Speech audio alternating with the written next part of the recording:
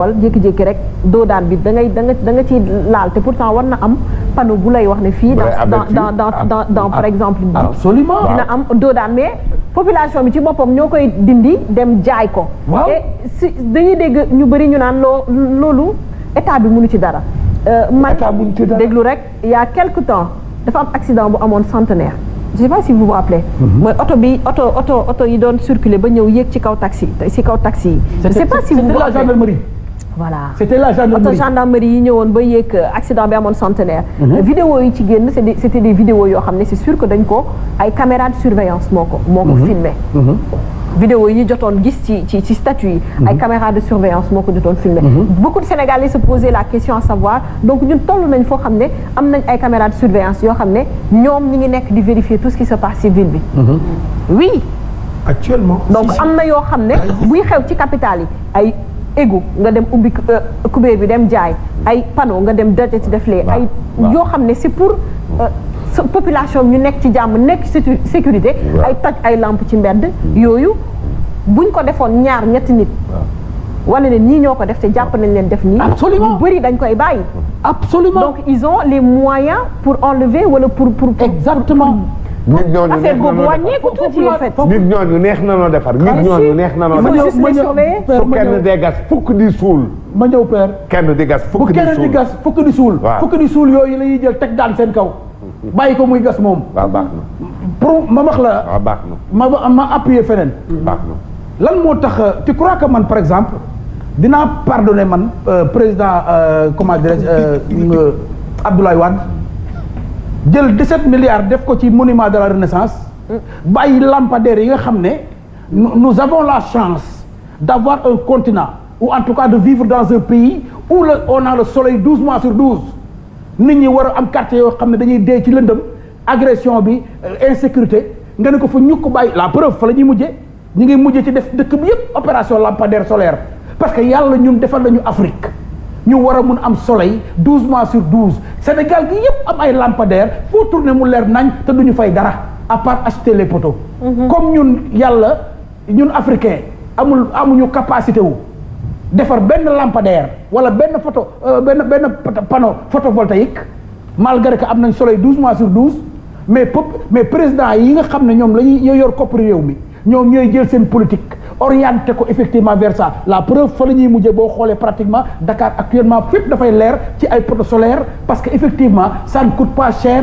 on a le soleil 12 mois sur 12 mais il faut avoir des dirigeants sérieux qui se préoccupent effectivement des populations bañ leen def slogan rek population yi alors que population yi lenn rek mooy seen préoccupation lépp li nga xam ne population yee ko moom ñu fexe nuñ ko jëlee ñun pour continuer suñuy privilège bu ñuy wax waxi mbënd ñun ñi ngi dëkk Fann Résidence suñuy wax waxi école xale yi def examen inondé ñun suñuy doom nga ci programme français yaa ngi dégg c'est ça yaa ngi dégg si non ma jox la non père xaaral ma gën a xuus ñu wax la ñun doomi kilifa yi ci réew mi nan lañ leen di xamee nan lañ leen di xamee wax naa ko fii ci régime président comment dirais-je Abdoulaye Wade ñun on a connu Karim Wade bi bàyyam nekk ci nguur gi lañ ko xam ñun 25 ans yi papa opposé ñun ñu ànd ak moom wala boog ñi mel ne man ànd ak moom lacrymogène di leen dal ak xeer yi boobu ani Karim bi lépp sa tey la doog a taxaw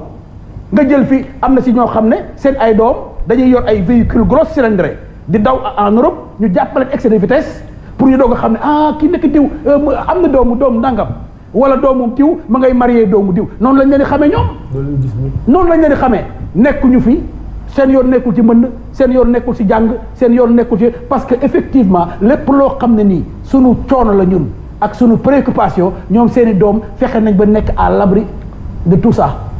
malheureusement noonu la ñuy noonu la ñuy def depuis indépendance moo tax bërki démb li xew Mali première voyage bi président yi ma gisee président yëpp dajaloo ñu ngay dem Mali avant le coup d'état dañ fa jógee 3 jours 4 jours après coup d'état am man leen mais noonu la ma demee parce que Mali mënul am problème juróomi chef d'état dajaloo alors que ñoom seen bopp ñoom juróomi chef d'état yooyu ñooy les problèmes de l'Afrique ñun ñu ngay dem rek la ci problème il y a problème. il y a problème. je suis désolé. tonton Cheikh Fall laataa ñu delluwaat waaw. man xam naa ne dina ngeen ma xaw a jaaxal tuuti am na foo xam ne du ma ànd ak yéen. ayca.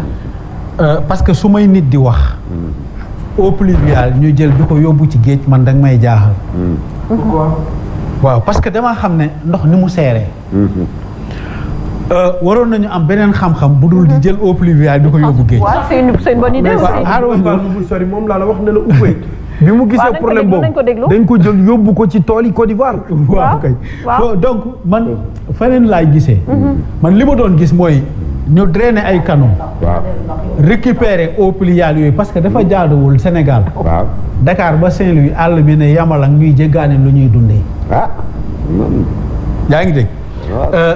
ñu drainer ay canaux yoo xamante ne ni dañ koy yóbbu peut-être que lac de Guiers ça dépend parce que état lu mu bëgg a def am ko lu dëgg lu mu moyen lu am na tous les moyens tous les atouts ñu jël ndox moomu di ko béyee béyu ndoor te je pense que cette eau là est récupérable parce que ndox dafa jafe te ndox dafa seer kon su ma nit dee wax eau pluviale ñu jël ko di ko drainer di ko yóbbu ci géej da nga may jaaxal beneen bi mooy li ñuy wax ne état fort xam nga état fort bu ñu koy wax man je pense que aussi il faut que nous ayons de bons citoyens. Qui est le bon citoyen? C'est celui qui respecte les lois et les règles en dehors des gardiens. On n'a pas besoin de mettre quelqu'un ci benn côté pour que tu respectes le feu. On n'a pas besoin de mettre quelqu'un, un gendarme ou bien quelqu'un d'autre. D'ailleurs, je profite pour saluer le contingent 91, mon ami Mamadou Kay qui est à Thiès, parce que comme que dama nekkoon takk der bala maay dugg ci média mënuma nit ku nekk war nga yore jikkoy golo boo doxee ba mu yàgg ges sa gannaaw xam naa li ñuy daj. bañ nañ ko ba pourquoi je vous dis que nous soyons de bons citoyens. gis nga boo dee door a takk der ngay door a sol tenue bi la première leçon bi ngay njëkk a jàng soo duggee salle de cours c'est la discipline. moom mooy première leçon kon dañ lay wax boo fàttalikoo Mandela ci livre am ba dafa bindoon ngànn l'arme la plus coriace ngànnaay bii gën a xereñ bii gën a am doole la plus puissante pour ñu gérer dëkk c'est la discipline. te nous. attention suñu jamee baaraamu tuuma mais nañ jam baaraamu tuuma suñu bopp aussi d'une part il faut que ñu def autocritique nous avons une population qui n'est pas tellement disciplinée te loolu xam nga lu tax non xaaral ma ñëw ak yow waaw maa ngi ñëw foofu laay ñëw c'est-à-dire que dama bëgg waaw laissez-moi développer je veux qu'on fasse les choses étape par étape vous allez comprendre pourquoi qui va les discipliner c'est-à-dire que mettre des garde-fous est-ce que on a besoin pour nit laa wax nit njaay. je ne parle pas de besoin. waaw xaaral ma ñëw nit njaay est-ce que nit njaay war na taxaw ngay xaar pour ñu teg fi benn kii pour nga respecter lii pour nga war a tuur ci mbedd wala ngay sàcc kanam wala ngay yëkkati mbali di ko këpp ci kanam est-ce que nit war na xaar ñu muy ku koy surveiller pour muy def loolu. quoi sanctionner. non xaaral ma ñëw rek bala ñuy egg ci sanction xam nga dafa mel ne quand vous parlez de sécurité sûreté moo jiitu d'abord. on ne peut pas parler de la sécurité c'est après. sûreté la ñu moo njëkk. du dëgg li nga may wax sanction c'est après que l'acte def na ko ba pare la ñuy door a ñëw di sanctionner mais est-ce que jar na kooku su nekkee ne citoyen nga laa wax de parce que dama la commencer un bon citoyen c'est celui qui respecte les règles et les lois en dehors des gardiens c'est là-bas où j'ai commencé du dëgg parce que dañoo wax un esprit sain dans un corps sain du loolu la ñu wax état moo war a def lépp moom moo war a base lépp ci nekk xam nga sànq yéen a ngi wax apolitique personne n'est apolitique parce que nga am sa idée di ko défendre rek c'est ça qu'on appelle de la politique et sans la politique rien ne marche même le prophète sallallahu alayhi wa sallam avant que l'islam ne se développe dafa am système de politique bu mu tëral waaye ban politique parce que sans la politique rien ne marche maintenant il y a les hommes politiques comme ni ngay waxee jullit ak jullikat bokkuñu am na koo xam ne jullikat la mais du jullit du dëgg mais léegi nag su nekkee ne par exemple que ne réew dafa bëgg nga développer ñu te état lu tax ma lay wax ne démocratie bu ëpp baaxul ci pays bu sous-développé tu sais pourquoi am na lu bari lu ñu yóbbee lii démocratie bu ëpp moo ko wax parce que démocratie jig na pays bu développé mais jigul pays bu sous-développé pourquoi parce que day tax nit ñi nekk ay baadoola te teraanga néegu gor la baadoolaa fay biddantee te baadoolu bu gisee musibaam bala mooy am jàmm mu egg ca moo tax il y a des temps yoo xam on fustigé Yaya Jammeh bien vrai que je ne suis pas avec lui vous m'excusez mais dama ko doon apprécier ci benn côté vous savez pourquoi et tout le monde sera d'accord avec moi je pense bien il a fait de telle sorte que Gambie wund du fa naane ñeex def katu ñaawteef moom loolu xalaatoo ko du dëgg population bi sécurité amoon nañ ko sûreté mu instauré ko dans le pays bien vrai que ne il a bon am na côté boo xam ne il a péché c'est loo xam ne bon je ne suis pas gambien donc dama koy mais damay jël yu rafet yi ñu ñëw ñu teg ko fii ba ñu waxee liberté d'expression l'article 10 et 11 de la Constitution qui dit que chaque citoyen est libre d'exprimer ses pensées mais beaucoup de gens croient que ne télé wala rajo nga dugg xas Père Mbaye Ngoné la wala nga saaga ko yow yaa ngi wax léegi saaga or que liberté d'expression n'est pas synonyme de dérive yaa ngi wax saaga yow Serigne mais Sophia même xale bu ndaw bi nii sax waruloo koo saaga respect moo la wax parce que le respect d'autrui est le fondement de la dignité waaw loolu moo tax nit ki da nga war a sàmm sa kàddu nga sàmm say tànk sàmm say loxo xool fa ngay dem parce que nag addis ba dafa ne laa darara wala diraaran moom la wax mu ne woon bul lor bul nangu ko ñu lor ba léegi bu ñu ko doon dundee ngeen foog ne réew mi du dox ah watawaasaw bil haqq watawaasaw bil sabri law nañu waxante dëgg tey jëflante dëgg kon population bi dëgg moo leen war a wax mais état bi aussi dëgg moo ko war a lié ak ñi nga xam ne ñoom ñooy population gis nga loolu bis bu ñu ko defee rek Sénégal jàmm nañ ñooy te réew mi bu développé ñun lay développé lool su baaxee ñun lay baax lool et personne ne va venir faire ça les politiciens dont vous me parlez leur fils ainsi de suite ak comme mënti doon waaw xam nga loolu dafa am loo xam ne c'est la naïveté des gens du dégg da ngay gis marché day am wala kii bi mais dal na dañuy yàq il ravage tout lépp lu ñu fekk ci yoon dañ koy ravager mais le président qui sera là s'il quitte mu nga dem France tëdd fa yéen ay de nekkaat encore ngeen di dundaat imagine élève bii di retour classe bi bu sedd ñëwee kan lay rey moom lay rey. D'accord merci tonton Cheikh Fall Sow kontaan nañu ñun jëlaat téléspectateur yu 88 628 89 90 88 628 28 28 wax na lu am solo taw bi ndox bi su bëree bëri mën nañu ko utiliser pour leneen parce que baykat yi yàgg nañoo jooy ci hivernage boo xam ne taw bi du bëri torop ndax du ñu mën a bay li ñu war a bay donc suñ ko mënee aussi daal di koy utiliser pour loolu ça serait très important ñu mën a di bay sax même bu dul hivernage ba hivernage durant toute l'année pourquoi pas comme ni ko téléspectateur bi internaute bi daal di wax nee na on peut faire des bassins de rétention pour cultiver 12 mois sur 12 mais toujours évacuer à la mer tamit day xaw a compliqué salaamaaleykum il s'appelle Bamba Niang salaamaaleykum nga proposer bassin de rétention pour que ñu mën a bay nee nañ ko def fépp waaw bassin de rétention yi Abdoulaye Wade la bay instauré xale yi di ci dee comme ay muus waaw incorrection parce que la ca war ci kaaraange duñ ko def voilà c'est ça dañ koy patal patal dem seen yoon encore suivi bi salaamaaleykum comme salaam sëñ bi noo def maa ngi fi rek alhamdulilah ñu ngi lay déglu pour am sa xalaat ci man nag dama leen bëgg yéen ñëpp ñu ngi lay fay samay xam ngeen waaye bëgg seen beneen débat ngeen def ko ci population bi ñi xam nga gouvernement bi dañoo yëpp nit ñi pour mu wax la dëgg bul Père Ngoné di wax Macky Sall dañ ko nax wala gis nga est-ce que bi mbënd bi amee ba léegi est-ce que am na benn ministre wala préfet bu génn ci télévision marche ni leen fii la ñuy def wala loolu la ñuy def est-ce que militaires yi wala policiers yi wala gendarme yi génn nañ ci biti jàppale population bi ñooy dem di jàppale seen bopp di defar seen bopp seen liggéey te kiy jaay gerte caaf kiy jaay café Touba yéen ñiy liggéey yéen a leen di fay seen mbindaan lañu waroon nekk lépp lu ñu war a def mënoon nañu génn ñëw na leen kat mënd bi lii la dëgg la ndogal yàlla day am xam nga taw kenn mënu ko prévoir mais nag xam nga ngay jël bu ñuy wax gouvernement bi du kiiw gouvernement nit ñi fay tabax la mais gouvernement bi yow yaa war a balaa nit ñi di tabax yow yaa leen war a defar force bi nga xamante ne yow yaa leen di def seen plan ni ñuy tabaxee. allo. dëgg la ayca ñu jël keneen Papa 88 628 89 90 allo salaamaaleykum. bëgg naa xam. allo. salaamaaleykum. waaleykum salaam sëñ bi. dama bëggoon a participer. waaw Fall waaw yaa ngi ci biir de. maa ngi lay ziar Cissé Abdallah la. ah waaw. Daar Rahman di ziar coach su Moussa. ak Prosper ak. tey nag d'accord ma ak Prosper. ci dëggu gi ma ko xamee woon ak yooyu yëpp. xam nga lu tax. hésité wul bu waree cité Abdoulaye Wade cité ko même Karim Wade sax yaa ngi dégg mu ne xamuñ ko woon ba bi muy ñëw lañ koy doog a xam. waaw mais nag ki nga xam ne dafa am doom. borom doom yi borom alal yi mën nga leen a bañ a xam c'est pas forcé nga xam ne yooyu. léegi nag bu amee fenn fu muy nàcce ci nguur gi. dama yaakaar ne responsabilité ni mu sañee tudd Abdoulaye Wade. la war a tuddee Macky Sall pour mu tudd sax da nga gis mu boole koog moromu chef de l'État yi dañu daje foofu mënuñu régler yenn problème yi. beneen bi ñi mi naan France dégage gisul benn politicien bu taxaw fii di wax France dégage ñemewuñ ko sax fa parce que politiciens yi ñemewuñu France ñi fiy wax France dégage mooy comme ay Guy Marius Sagna wala yenn bañkat yi ak yu demee noonu. loolu tamit dama yaakaar day wax pour wax rek parce que gisul politiciens yi di wax ay France ñooñu ñu ngi jéem a wax leneen.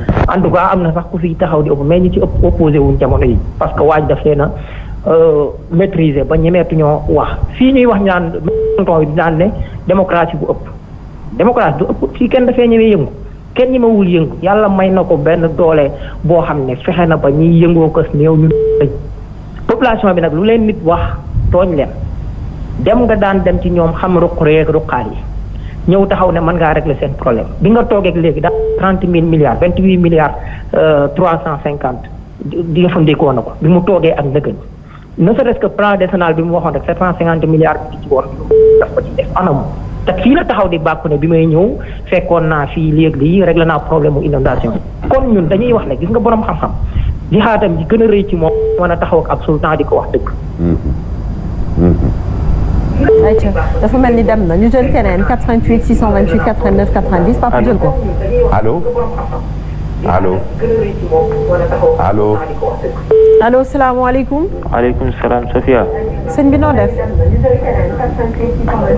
allo déglu ñu directement sa téléphone. allo oui jël nañu Sofia. waaw sëñ bi noo def. maa ngi lay ziar. dellu ziar bu baax. maa ngi wootee Thiès sa benn mbokku Thiès waa la. dëgg la kontaan nañu bu baax a baax. ñu ngi sant yàlla wér naka Thiès alhamdulilah. mbaa ndox bi sonalu leen torop. waaw d'accord sama téléphone laa lay dégloo. d'accord ma ni naka Thiès mbaa ndox mi sonalu leen bu baax foofu. waa Thiès day comme fépp rek. di rafetlu émission bi nag di ci am kontaan bu wér. jërëjëf. mais boo déggee nit ñi di wax ni Macky Sall la ñuy wax moo li tax. Macky Sall moom la nit ñi jël dénk ko. te nit buñ la dénkee rek yow la laaj. kon bu jëlee loo xam ne lu toll ni 750 milliards ci contribuable sénégalais. wax ni def na ko ci mbënd mi. taxawaat ci askan leen ni leen réglé na problème boobu. yaakaar naa ni nit ñi bu ñu dundaatee lu ni mel. kon war na noo mën a taxaw laaj ko compte rendu par rapport à ça. bi mooy sànq damay seetaan ngeen indi benn vaar bu buggaan defoon. ci benn télévision. mais wax jooju dafa am solo dama bëgg ñu càmbaraat ko. daf ni est-ce que taw na fi comme la mu tawoon te jamono mbënd ga daan am. donc cela veut dire que ni lan doon wax dara egsi wu ci. donc nag li am solo mooy beneen bi mooy état dafa am ay services techniques. tey dañu dégg. benn kilifa mu wax ni démb jot na waxante ak gouverneur yu bari. waaw donc kon moom mi nga xam ne démb balaa moo tëdd wax na gouverneur yu bari. noonu la Macky Sall di amee toutes les informations Macky il est plus informé que tout le monde. c'est vrai. donc kon ñun bu ñu bëggee gëmloo que ni Macky xamul lii wala deful daf ñuy xaw a jaaxal trop. un président de la République c'est la personne la plus informée. foofu ca fa mu nekk mbir mi ci nekk nag mooy liñ koy laaj ñeneen ñi di ko laaj mooy Sénégal waroon naa dépasser lii. autant de milliards bu ñu koy tudd ci am réew mu toll ni Sénégal. nga xam ni économie demeewul noonu ci askan wi la ñuy jëlee li ëpp. kon dañuy wax dëgg yàlla li ñuy soxla mooy milliards yi ñuy tuddal di ñu wax ni def nañ ko fii. beneen bi mooy li ñuy gën a ñaawlu mooy conseil des ministres bi nga xam ne nii bu mujj bi. ci la door a laajee rapport détaillé ci loo xam ni c'était depuis 2012. kon mbir mi amul unité amul suivi. mooy li naan manque de sérieux bi ci nekk. maintenant nag wax dëgg yàlla fi ñuy tëje mooy di masaw askan wi mu dal seen kaw yépp di bokk ak vraiment métti di mais aussi wax dëgg yàlla comme gis-gis la rek ñu amaat benn gis-gis ci benn mbir mooy wax dëgg yàlla man day en tant que Sénégal damay ñaawlu. À tout moment, les gens disent politiciens politiques. La politique n'est jamais mauvaise et elle ne sera jamais mauvaise. doomu aadama moom mooy sikk doomu aadama moom mooy mel ne ni doomu aadama moom mooy fonk kàddoom doomu aadama mooy ñàkk fonk di kàddoom. Aïcha merci beaucoup kontaan nañu di ci profité du nuyu tous les Sénégalais de l'extérieur kontaan nañu bu baax a baax merci beaucoup. damaa war ndax 750 milliards yi. mooy sa problème fi mu nekk Papa Gora mu ngi seetaan foofu noonu ci Roubaix Lille ñu kontaan nañu bu baax. Lille sama yaay booy et toute la famille kontaan nañu bu baax a baax. Papa Gora Roubaix ñu lay nuyu baax. Lille xam naa bu ma la yóbbee Lille ci moom ngay dal incha allah. asalaamaaleykum. ndeysaan ah. allo. xam nga allo bonsoir. yow mos ngaa gis milliard. 88 628 89 90. oui sëñ bi noo def. allo. allo. allo. oui bonsoir sëñ bi noo def yaa ngi ci jàmm.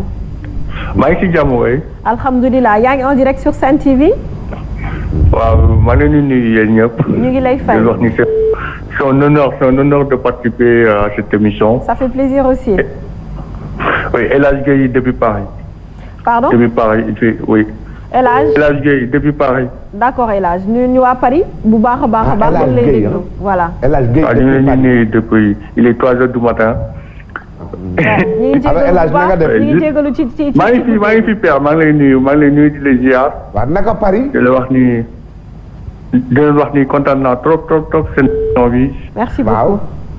ak seen liggéey ñu def rafet na quoi. waaw gis nga ñëpp dal sama kaw ndax nee naa leen Macky Sall doon ko dugal ci ab néeg tëj ko li xew ci biti xamu ko ñu ne ma déedéet xam na ko ndax 750 milliards moom la jël dugal ko ci mbënd mi dégg nga te terewul ba léegi dëkk baa ngi inondé. waaw mais père maa ngi jégalu mais man moom je suis fan de vous. franchement je suis fan de toi. waaw. d'accord bëgg naa la trop. waaw mais tey moom fu nga ñëwee moom sincèrement quoi man mun ma si ànd ak yow quoi sincèrement je suis vraiment désolé. ñu la bëgg yëpp ànd ak yow nga xoolaat toog seetaan daal di toog réfléchir. non mais en fait je vais argumenter man pour résumer le Prospère wax je suis 100% d'accord avec lui. Le Prospère wax machallah quoi pour moi Prospère Sophie Gueye et même le coach Moussa aussi ils ont Cheikh aussi ils ont bien argumenté ñoom ñëpp machallah. oui donc jarul sax ma ci répété waat parce que répétition la après mais juste pour wax leen Prospère grand Prospère franchement machallah quoi li nga wax rafet na trop c'est vraiment pertinent ce que tu as dit. merci beaucoup man lu ma jaaxal ci politiciens sénégalais yi mooy lan moo tax ñuy yëpp population bi quoi c'est ça me pose vraiment problème quoi. ma ne. lan moo tax ñu yëpp population sénégalaise. ma ne.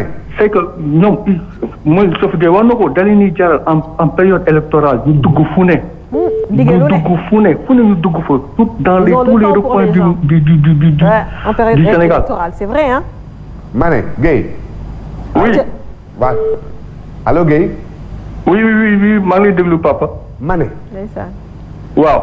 yaakaaroo ne moom génnee na 750 milliards génnee na ko waa ñu yoo xam nga ne moom la wala xam nga ne moom mii jëlul 750 milliards. ñi mu ko jox ba jaar seen loxo ñoom ñoo ko luubal. waaw mais papa comment dire Sophie Gueye t'as bien répondu Sophie Gueye lu mu wax tam dëgg la mais papa le président Macky Sall. Aïcha dem na ñu ngi jégalu. non maa ngi fi.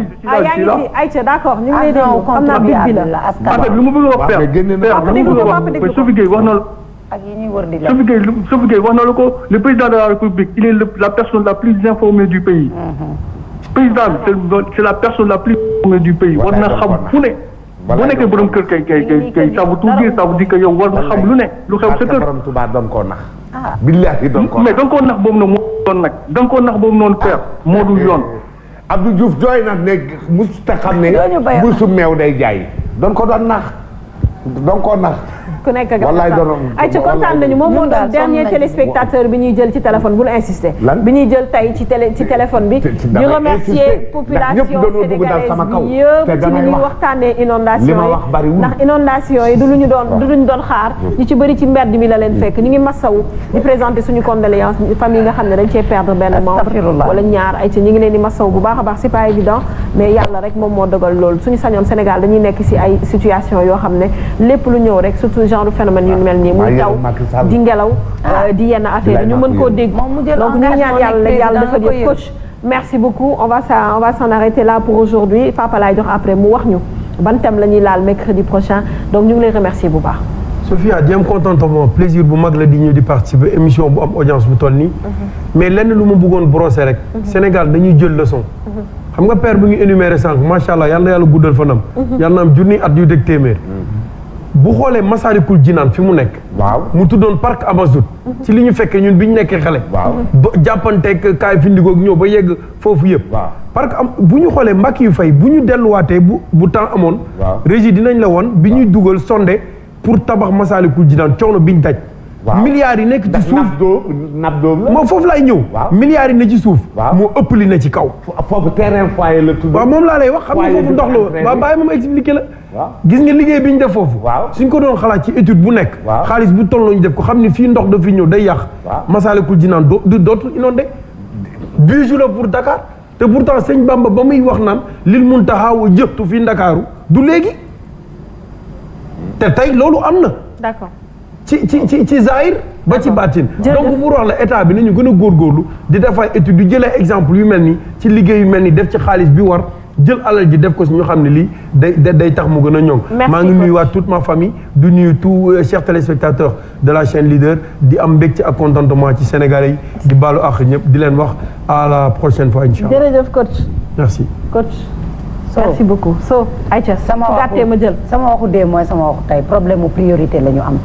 waroon nañ dépasser stade bi ndax ñi fi woote ak ñi fi jot a wax yépp nee nañu y a des pays yu ñu wër ñoo xam ne sax ñenn ñi peut-être tane nañ leen te amuñu problème yu mel nii. amu fi taw bu ngand sax boo xam ne nit ñi mën nañ ko jàppee ay catastrophe mais on a des problèmes de priorité ngalla ñi ñuy gouverner nañu bàyyi xel ci priorité te dama ne lu la nguur jaral na la ko sa askan jaral soif de pouvoir don de soi pour sa patrie moo ko gën loo bëgg nguur bés boo toogee da nga war a wane mooy ne sa réew daf laa jaral lu ne ndax dañ leen di da ngay wane ne sa réew da lay jaral lu ne ba ñu jox la nguur bi parfois yenn problème yi di am fi may daanelee rek mooy suñu comportement parfois moo tax ñu ñuy mal gouverner xam nga foofu fan laa koy waxee mooy fu ñu war a dajaloo ngir xeex benn affaire ñu ngi fay xiiroo ŋaayoo ba ñi nga xamante ni tey ñoo ñu war a jox respect bi war wala cër bi war ci bu ñuy gouverner duñ ñu ko def il faut le minimum Sophie pour régler yenn problème yi je dis bien le minimum ay jeunes tey ñoo nekk di gérer yenn bu xaw ma canalisation yenn yi di jaar ay jeunes yu mel ni ñiy def social ñoo fi nekk di taxaw askan bi ak sinistre yi kon man yaakaar naa bu dee le minimum boobu doomu aadama yi ñu ngi si sukkandiku ngir mën a def dara ñi yor budget bi pour gérer les projets pour suivre les projets et pour évaluer les projets nañ ko def qu'il pleuve ou qu'il neige il faut que ñu xam ne ñoom segam ñi amul budget ñoo fi nekk di def ay mbir masamaak ñoom ñi nga xam ne ñi ngi yor ay milliards dama ne encore une fois que cette jeunesse soit consciente que ne tey lii nii yëpp problème de choix la te ñi ngi ñaan bés bu ñu tollaatee ci def ay choix ñu xool bu baax Sophie ñi nga xamante ni ñoom la ñuy dénk réew mi à nos gouvernants ayez pitié de nous ñun ñi nekk sur le terrain di dox ni ko papa di waxee di gis li askan bi di dund réew mi tàyyi nañu dee nañu sonn nañu yërëm leen le Sénégal qu'on vous montre et la réalité de ce pays là bokkul xaw ma nag père ci ban caaroy la ne mais caaroy ba ma dégg cimetière ba ma ngay sulleeku ngeen baal ma Pikine cimetière ba ma ngay sulleeku moom ce matin moo soloon shortam di xuus ce soir moo fi toog tey di ñu wax ne dañ ñu nax tey dañ ñu nax non dañ ñu nax dañ ñu nax Fall dañ ñu nax